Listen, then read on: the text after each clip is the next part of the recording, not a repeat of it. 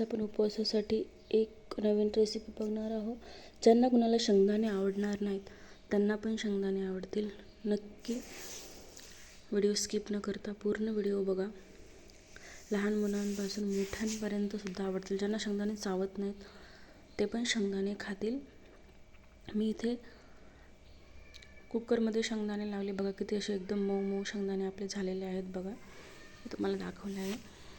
मी कुकरमध्ये 2 ते 3 शिट्ट्या होईपर्यंत शेंगदाणे लावलेले आहेत. 1 वाटी पाणी टाकून, जास्त पाणी पण नाही टाकायचं, आणि शेंगदाणे त्यामध्ये टाकले 1 वाटी पाणी. बघा किती जास्त शेंगदाणे झाले आणि आपले फुगले पण मस्त असे मऊ झाले. मी ते आता शेंगदाणे इथे भाजून घेत आहे मस्त असे छान. हाय फ्लेमवर तुम्ही भाजू शकता, असं काही नाही. मीडियम ठेवलं तर छान आहे, पण हाय पण फ्लेमवर तुम्ही भाजू शकता. मी हाय फ्लेमवरच भाजत आहे. इतके छान लागतात, खूपच छान लागतात. ज्यांना शेंगदाणे आवडत नाहीत ते पण आवडीनं खातील. जर तुम्ही असेच बनवत असाल त्याच्यामध्ये तुम्ही मीठ वगैरे टाकू शकता. जे सेंधा नमक खाते ते सेंधा नमक पण याच्यामध्ये टाकू शकतात. पण आता काही जणांना नमक जमत नाही तर त्यांनी बिना मिठाचेच खाऊ शकतात.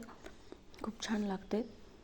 मीठ टाकायचं असेल तर मीठ पण तुम्ही इथे टाकू शकता. पण असेच खूप छान लागते. नक्की तुम्ही एकदा ट्राय करा. हे बघा, असे मस्त असे भाजून घ्यायचे, सतत असं हलवायचं सारखं, असे परतवून घ्यायचे. इतके छान शेंगदाणे लागतात. नक्की तुम्ही ट्राय करा. कुकरमध्ये पण मीठ टाकलं तर त्याला एक चव येते छान. पण उपवासाला आपल्याला मीठ जमत नाही. आता महाशिवरात्र आलेली आहे तर नक्की तुम्ही ट्राय करा. असे शेंगदाणे खूप भारी लागतात. ते पण झटकेपट असे होते. अगोदर कोणती तयारी करायची नाही आणि काही नाही, लगेच होतात बघा. इतके छान असे बघा, किती छान असे भाजलेले आहेत आपले शेंगदाणे.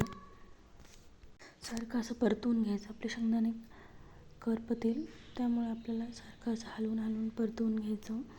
जर तुम्हाला उपवास नसेल तर त्या तुम्ही चटणी मीठ असं टाकून, लिंबू टाकून तुम्ही असं पण खाऊ शकता. पण उपवास असल्यामुळे आपल्याला जमत नाही, त्यामुळे असे पण खूप छान लागतात. नक्की तुम्ही ट्राय करा. ज्यांना कोणाला शेंगदाणे चावणार नाहीत ते पण खातील, कारण की एवढे मऊ आणि एवढे छान शेंगदाणे आपले होतात ना कुकरमध्ये लावले त्यामुळे आणि भाजून घेतल्यामुळे. लहान मुलं तर खूप आवडीनं खातील.